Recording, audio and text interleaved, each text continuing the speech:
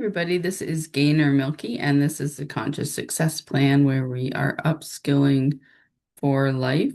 And our life acronym is LIFE for love, identity, family, and enterprise.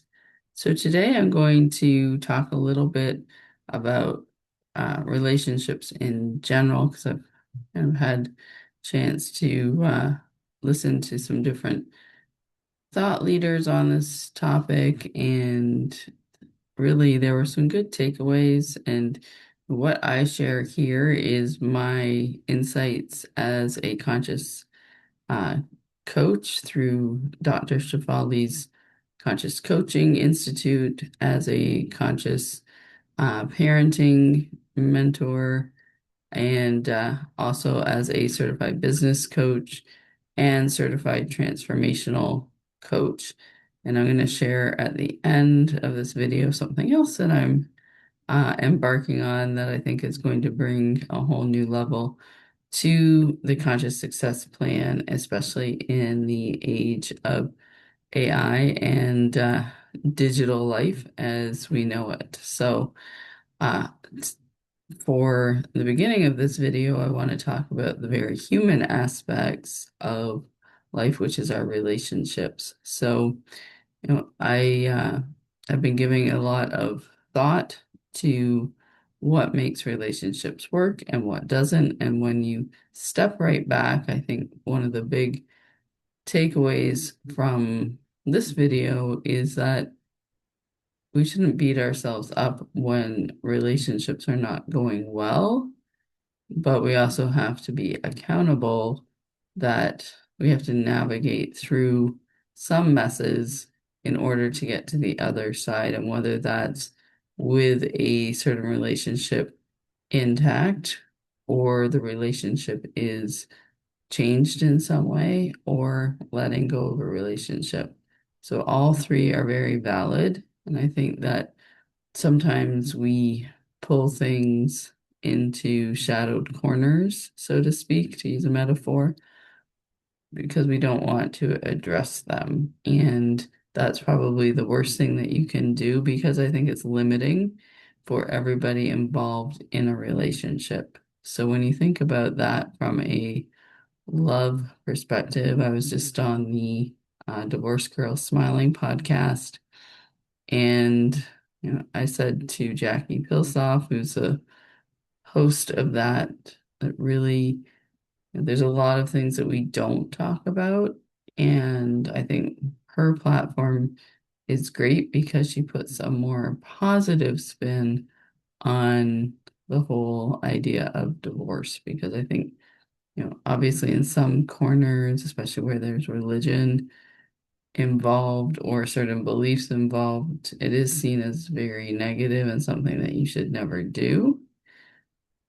But when you think about the reality of two people living together forever, especially with our longer life spans now, it's it's a very intimidating task at times to do that. So from a love perspective, to remember that relationships are messy, and that you need to have that shared commitment to a future.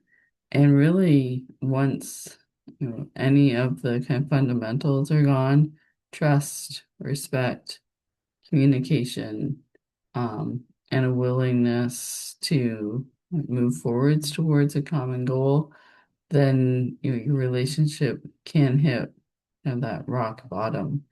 And that's when you have to think about what you're going to do, especially if that's happening, on an ongoing basis, and or there's something that happens in the relationship that you just cannot get past, that absolutely goes against your values. So if you want to check out my interview on Divorce Girls Smiling, um, you're more than welcome to. And as I said in that interview, I didn't even think about divorce as an option, but I think that As part of the conscious success plan, I'm not advocating that. All I'm saying is that if we don't look at all of our options and we're feeling limited, we're not going to become our most successful selves, and most likely the other people in a relationship won't either. And of course, divorce goes beyond just your own identity, but we'll pause on that for a minute on the life model of identity and what does it mean to be in relationships, and what are the benefits to you, and what are the things that you need to put into a relationship to make it work. And one of the teachings of conscious success is that we understand that only ourselves can be changed by ourselves. So when we look outside at another person to change, then we give away that power, and that's futile. So if you are waiting for a spouse to change, if you're waiting for your child to change, they may, if you start talking about the things that you want to work on with them together, but they may just say, no, I don't want to do that, or just even become angry or disillusioned with you. So then you have to decide, what are you accountable for that you can change in the relationship, um, or to step out of the relationship. That was one thing that I taught a little bit about Divorce Girls Smiling too, but it was kind of reiterated in something I heard Esther Perel, who has the really excellent podcast, Where Do We Begin? She's a therapist and probably one of the more famous ones now. But, she said relationships are messy and that you can step in and out of them. But we tend to hold on to this idea that if it's not perfect all the time, then it's either not working, or we can't kind of say, I need a pause on this. Even some of our more important relationships. Now, that doesn't mean that we're going to stonewall people, which is very damaging to relationships, or leave for an extended period and not say anything. But it can mean that we say, I need to step away, whether it's for a couple hours or a day or longer. And then it's a choice to come back in a different frame of mind as well. So when you tie your identity to a relationship being a certain way, or receiving certain feedback in a relationship from somebody else, that's where you can really stifle yourself and also stifle the relationship. So one practice that I've found to be very beneficial is detachment, and just detaching and putting space between myself and an actual relationship, and saying, what is my part in this? How am I showing up? How would I like it to be? And what am I not doing to make it so? Or is it possible for me to be in this relationship in a way that will be beneficial for myself? And then, is there anything I'm doing that would be negative to somebody else in my sphere of relationships? And I think that's really where you start to almost feel that sense of freedom, because you're no longer at the mercy of somebody else to define who you are in a relationship. And that's very freeing and empowering. Now, that being said, responsibility comes along with that freedom to be able to say, I'm not going to do harm. And it's probably better for me to say I need a break, in whatever form that is, and get in touch with what I want, instead of working kind of in a space that's dependent on what the other person in a relationship does. So when we think about giving some space both to ourselves and also to others, in family dynamics, that can be very helpful as well. And there was a great um, quote that I heard uh, about the secrets in relationships are grace and space.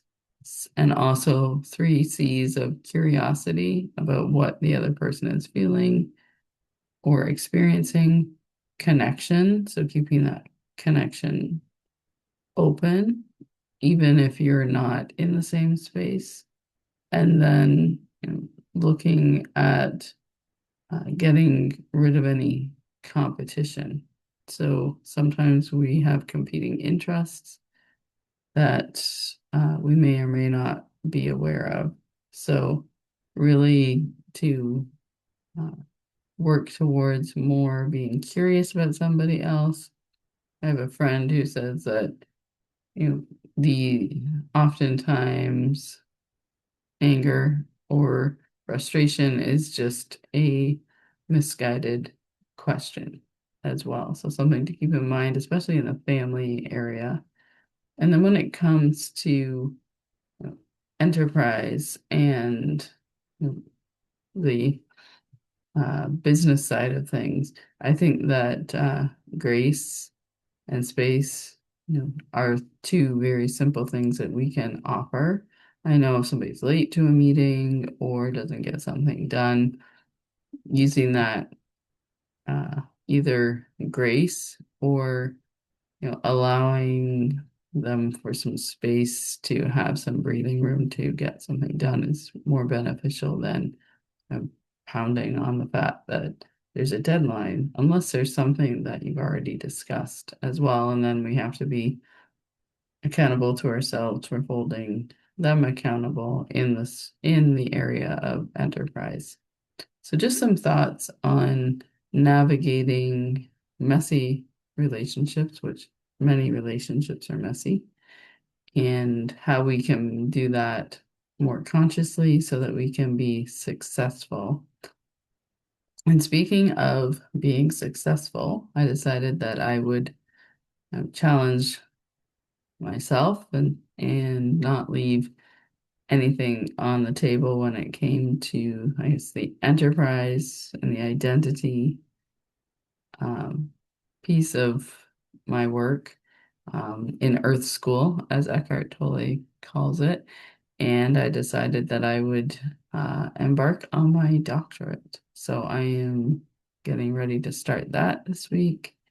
And I'm doing a doctorate in business administration with an emphasis in AI and machine learning. And I wanted to do that so that it would bring together all of the areas that I'm passionate about, which are business and enterprise, which I believe are the economic and purpose engine for many people in their lives. We all have to earn a living, and I love to help people do that, whether it's as a business coach or through our marketing and consulting services, um, or other ways, just providing ideas and strategies on YouTube and other places. But also now there's a definite potential for human disconnection in the digital age. And I think that's really detrimental to children and families and people in general. So I want to kind of bring together this idea of how could business help to minimize that while still leveraging all the benefits of AI and advanced automation and digitization, because that's not going to be a genie we put back in the bottle. So I'm hoping to bring together my conscious parenting, children's mental health, business, and technology all together in sort of what I feel is going to be my last kind of education formally for myself. And I also feel like I've always wanted to do a doctorate, and I don't want to know that I didn't try that. And so I'm going to do more than try. I am going to complete it. It's definitely something that seems a little intimidating right now, but I know that I've worked hard to get to this place, and I'm going to trust myself that I'm going to be able to do this with the help of the community within that program and beyond. So I am going to be sharing some insights on tech and business and conscious living and conscious success through the lens of the life model and more in a new series that I'm going to do, which is going to be called Streaming Sunlight. So, more on that soon, but I hope that as you're thinking about your relationships, thinking about your own life and all of those different areas, and what your goals are for this moment going forward, you're going to also challenge yourself to find and look for more conscious ways to approach those, and also build a bridge to better with the completion of some of your goals, or at least the embarking on reaching those goals, because everything we know starts with one step forward. And I hope that this video will help you do that more successfully in your relationships, and gain the freedom and power that you can use for the greater good of everybody that you come into contact with in your conscious success plan and your life.